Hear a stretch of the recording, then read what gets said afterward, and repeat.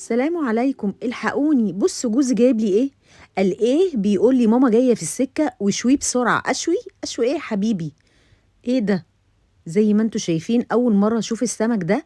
اللي يعرف اسمه يا جماعه يقول لي ده سمكه طولها متر دي ولا ايه؟ 4 اشبار ولا 3 اشبار؟ وايه ده؟ اكيد مش تعبان دي. لا بص وشها غريبه جدا بجد. انا اول مره اشوف السمكه الغريبه دي بجد. سبحان الله. انا مش عارفه اسمها ايه. اللي يعرف يقول لي في الكومنتات. عملت لها بقى الاشويها قال. ده انا عملت لها تتبيله. عملت النهارده وليمه من الكيلو ونص اللي هو جايبه ده. عملت مشوي وعملت صينيه وعملت بقى تتبيله المطاعم بالظبط. يعني بصوا الطعم النهارده مش قادره اقول لكم، كانت مفاجاه. ولما جت علة قالتهولي بقى. اتفرجوا على الفيديو وتابعوا الجزء التاني. الله. هننضفه كده زي ما انتوا شايفين.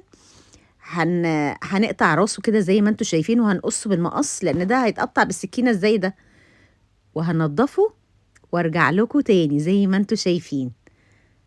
هنشوف بقى الكميه دي الجميله دي. ربنا معانا هنعمل وليمه النهارده. فاضيه انا بقى.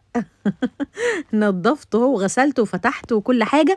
وهعمل له تتبيله المطاعم حاجه كده خيال. تابعونا في الجزء التاني.